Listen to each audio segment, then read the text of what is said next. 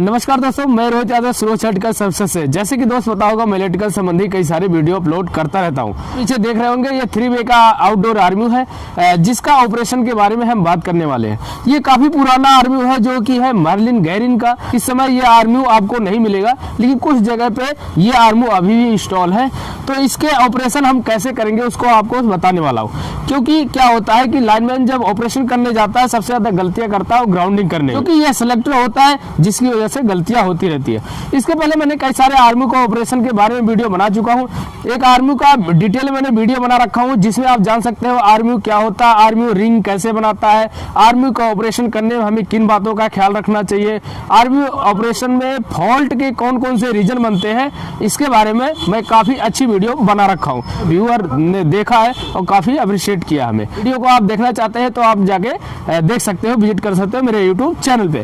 तो आप इधर देख सकते हो, जो कि मैंने आपको बताया 3 वे का आर्म्यू है। इसके ऑपरेशन हम कैसे करेंगे तो इसके बारे में बताने वाला हूं।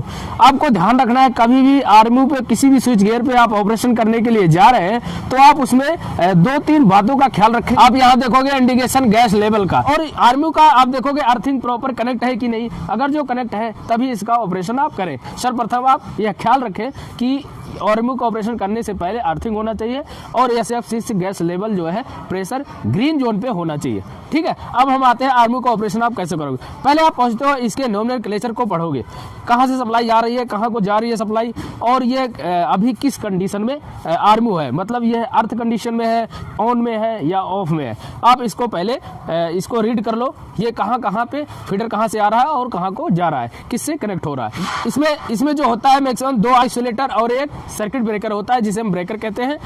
2 आइसोलेटर जो होता है LBS1 लोड ब्रेक स्विच 1 और LBS2 लोड ब्रेक स्विच 2, और ये होता है CB जिसे हम सर्किट ब्रेकर शॉर्ट में कहते हैं। यहाँ आप देख सकते हो ये ट्रांसफार्मर का एक सिंबल बना हुआ है, जिससे आप समझ जाओगे ये ज्यादातर जो है ब्रेकर जो होता है सर्किट ब्रेकर, ये ट्रांसफार्मर को ही कनेक्ट करता है। और ये अर्थिंग का सिंबल होता है। कहीं कहीं पर सर्किट ब्रेकर को प्रदर्शित करने के लिए क्रॉस का सिंबल बना देते हैं, लेकिन यहाँ पर कहीं पर नहीं है। अब आप ऑपरेशन में आप यह ध्यान रखोगे, जब भी आप ऑपरेशन कर रहे हो कि यह लाइन कहां से कहां को कनेक्ट हो रही है।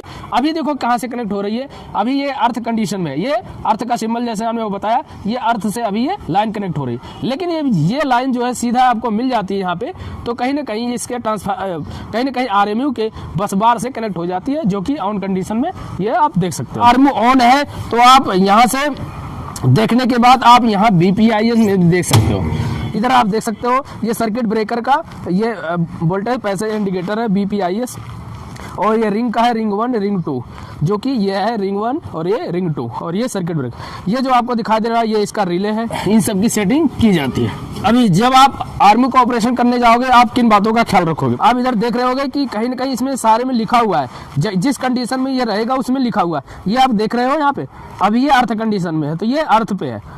तो आप देख लोगे अगर जो अर्थ से आपको ऑफ करना है तो कौन से कंडीशन में जाएगा। अर्थ से आपको ऑफ में लाना है तो आप क्या करोगे, एंटी क्लॉक घुमाओगे। एंटी क्लॉक के लिए आप यहाँ देख रहे होंगे हैंडल पे एरो लगा हुआ है, तो एंटी क्लॉक के लिए इस पे एरो पे ध्यान दोगे, आप हैंडल को उसी तरीके से लगाओगे।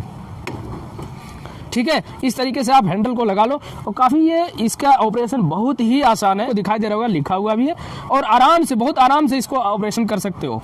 बहुत ही अच्छा ऑपरेशन है, देख सकते हो। अब आप देखोगे ये जो स्विच 1 था जिसे LBS1, ये है आइसोलेटर जिसको हमने ऑपरेट कर दिया। अभी ये ऑफ कंडीशन में आ गया।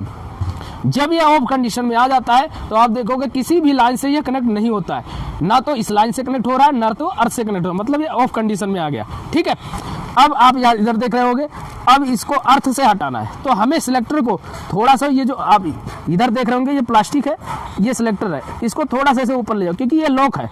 यहाँ पे ले जाओगे, देखो अब नहीं होगा क्योंकि ये लॉक है। जैसे ही लॉक को ओपन ऊपर करोगे तो आप यहाँ पे लाओगे, यहाँ से आप सीधे जो है एंटी क्लॉक यहाँ से कर सकते हो। अब ये आ गया मेन स्विच। अब यहाँ से हम ऑन करेंगे, फिर आप देखोगे किस साइड घुमाना, हमें एंटी क्लॉक ले जाना, घड़ी के उल्टी साइड में लाना है। तो आप इसमें एरो देखोगे, इसका स्लॉट देखोगे, ये थोड़ा हैंडल पुराना हो क्योंकि काफ़ी पुराना आर्म्यू है, हैंडल पुराना हो गया, इसके जो हेड है थोड़े से खराब हो गए, फिर भी ये कार्य कर रहा है। तो एंटी क्लॉक के लिए आप देखोगे एरो एंटी क्लॉक है तो यहाँ लगा लिया आपने। जैसे आपने लगा लिया तो आराम से, इसमें ज़्यादा प्रेशर, बहुत अच्छा आर्म्यू का ऑपरेशन है इसका, ये देख सकते हो। इस तरीके से अभी ऑन कंडीशन में आ गया। जैसे मैंने आपको बोला कि ऑन कंडीशन के लिए क्या देखोगे, यहाँ से एक लाइन होती है जो कनेक्ट हो जाती है। अभी ये क्या हुआ, कनेक्ट हो गई, मतलब ये ऑन कंडीशन में। अब यहाँ से आपने देख लिया। अब यहाँ से अगर जो आप देखना चाहते हो तो जो रिंग स्विच 1 है इसकी बीपीआई में वोल्टेज प्रेजेंट होने लगेगा, यहाँ से आप देख सकते हो। ठीक है, इसी तरीके से आइसोलेटर दूसरे का भी ऑपरेशन होगा। अभी इधर आप देख रहे होगे ये जो आइसोलेटर है और यहाँ एक इमरजेंसी ट्रिपिंग है।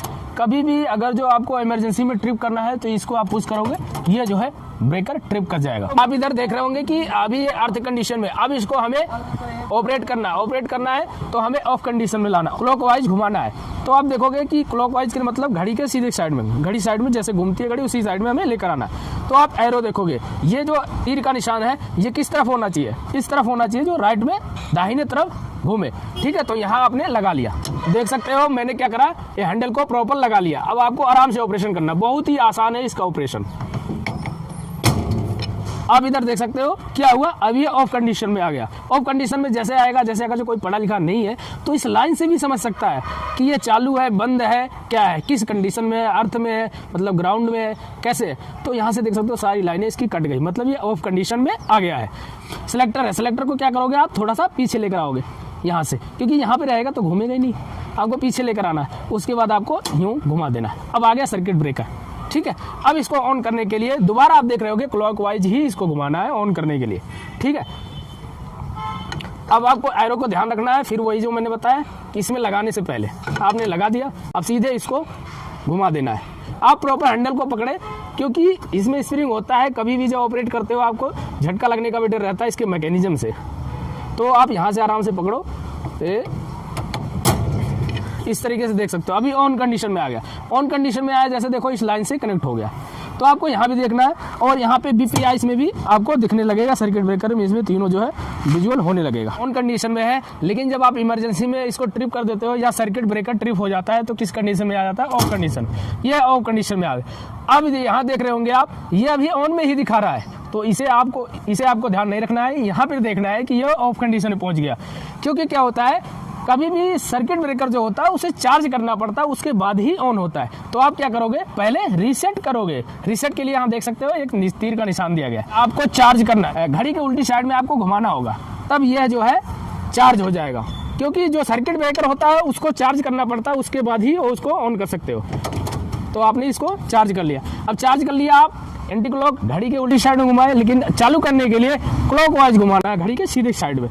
तो आप एरो को देखोगे, उसके बाद हैंडल लगाओगे, आप सीधे इसको उठा दोगे। ठीक है, अभी ये ऑन कंडीशन में आ गया। तो आपको इसको ध्यान रखना है, कभी भी सर्किट ब्रेकर ऑन करने से पहले उसको चार्ज करना आवश्यक होता है, तभी ये चालू होता है। क्योंकि जब ये ट्रिप हो जाता है तो यहाँ देखोगे ये तो यहीं रह जाता है, लेकिन ये ऑफ कंडीशन पहुँच जाता है। तो आप यहाँ से मत देखें कि अभी ये ऑन है, क्योंकि इसको ऑन करने के लिए इसको रीसेट करना पड़ेगा, तभी ये ऑन होगा। ऑन कंडीशन में आ गया। ठीक है, हमने तीनों कंडीशन आपको बता दिया, कब ये ऑन होगा, कब ये ऑफ होगा, किस तरफ आपको घुमाना है, किस तरफ आपको नहीं घुमाना है। ठीक है, अब आपको मैं बताऊं, जब ऑन कंडीशन में आ गया, इमरजेंसी में आपको इसको बंद करना है तो यहाँ से आप बंद कर सकते हो, इस तरीके से देख सकते हो। अब ये ऑफ कंडीशन में आ गया।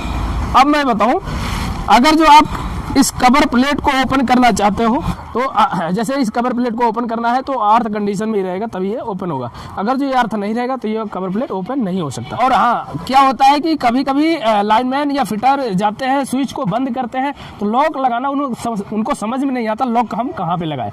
तो मैं आपको बताऊँ, अगर जो आप बंद करते हो, अर्थ करते हो, तो अर्थ कंडीशन में ही आपको लॉक लगाना है। तो लॉक लगाने के लिए आपको क्या करना होगा, यहाँ आप देख रहे होंगे एक होल है, इस होल में आपको लॉक को लगा देना है।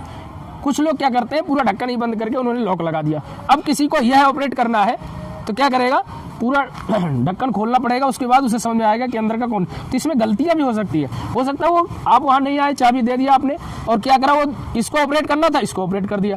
इस कंडीशन में डेंजरस है, खतरे की स्थिति है, इसलिए आपको जिस पे काम करना है उस पे ही लॉक लगाए। लॉक लगाने के लिए देखो यहाँ प्रॉपर दिया गया है, यहाँ लॉक लगाने के बाद ये इंटरलॉकिंग है, ये ऊपर नहीं जाएगा, तो ऊपर जब नहीं जाएगा तो यूँ नहीं घूमेगा, तो यहाँ से ये लॉक हो जाता है। आप इस तरीके से वीडियो चाहते हैं तो मेरे चैनल को सब्सक्राइब करें और वीडियो को लाइक करें। अगर जो आपको वीडियो अच्छी लगी तो अपने दोस्तों के साथ शेयर करें। आपको इस तरीके से वीडियो चाहिए तो मेरे चैनल को अवश्य सब्सक्राइब करें। वीडियो देखने के लिए बहुत बहुत धन्यवाद।